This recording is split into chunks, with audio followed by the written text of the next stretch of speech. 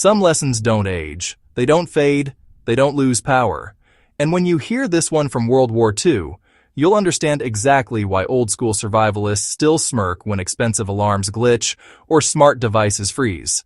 Because long before technology stepped in, ordinary families discovered something so simple, so clever, and so psychologically devastating that modern intruders still fall apart when they run into it. And today, you're about to learn the real story behind that tactic. A method born in blackouts, perfected in chaos, and sharpened by people who had everything to lose and no backup coming. This isn't nostalgia.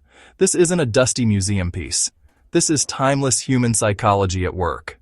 Let's dive straight into the kind of survival intelligence that kept homes safe during the hardest nights of World War II. When the air raid sirens of World War II screamed through the streets, families didn't just run for shelter. They left behind homes in silence and pitch-black darkness. Entire cities disappeared under mandated blackouts. No lights, no signals, no hints that anyone was inside. That darkness became both a shield and a threat. Because with police overwhelmed and chaos everywhere, the greatest danger wasn't always the bombs in the sky. It was the opportunists on the ground. Looters moved like shadows. They banked on fear. They banked on confusion. And they banked on homes that looked empty. But civilians learned something fast. Darkness could hide a home, or it could confuse someone creeping toward it. When an intruder can't see what they're stepping into, every sound, every flicker, every unexpected moment becomes a warning shot to the brain. Families realized that unpredictability was a form of defense. A brief flash behind a curtain, a lamp turned on for 2 seconds, then gone. Even a tiny glow in a window sent one message straight into the mind of anyone watching from the street: someone's awake.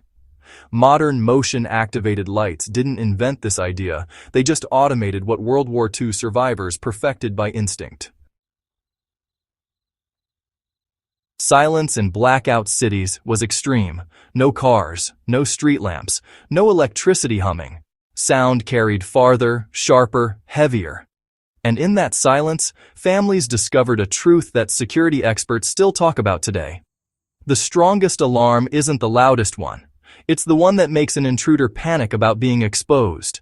People didn't build dangerous contraptions or traps.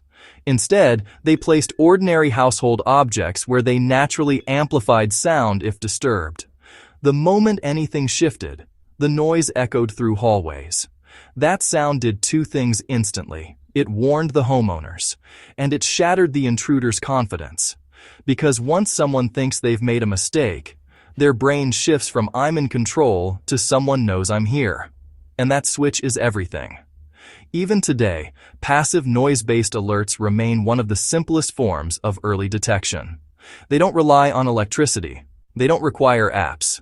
They just rely on basic human psychology. No one wants to get caught. Civilians in World War II understood that long before the term deterrence ever made it into a security manual. Here's where the brilliance of ordinary people truly shines. Families realize that intruders, just like soldiers, rely on speed and silence. They move quickly. They avoid noise. They hate surprises.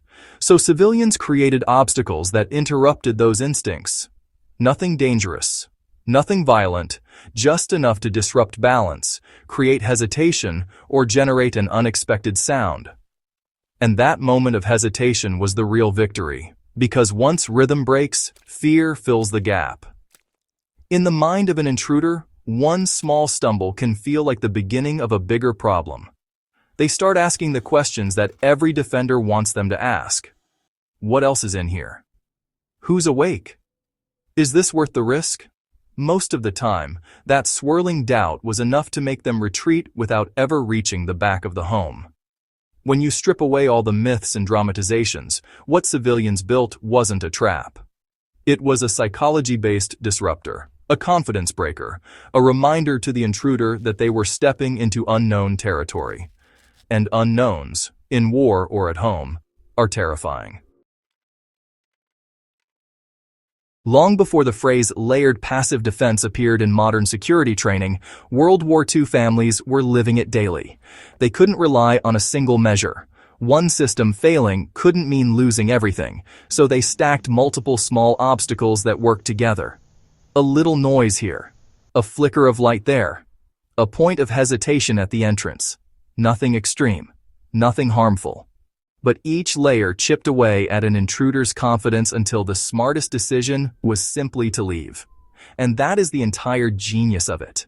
The goal wasn't confrontation, it wasn't aggression. It was about creating an environment that intruders didn't want to gamble with. And when you step back and look at those wartime defenses as a whole, you notice something powerful. They weren't building fortresses. They were building psychological minefields. Intruders today aren't much different from intruders 80 years ago. Sure, tools have changed, but human instincts haven't. People still fear the same things. Fear of being seen, fear of making noise, fear of the unknown, fear of losing control. And that's why the World War II approach still works. It's not about materials, it's about the mind. The power comes from unpredictability, from subtle signals that say, this is not an easy target.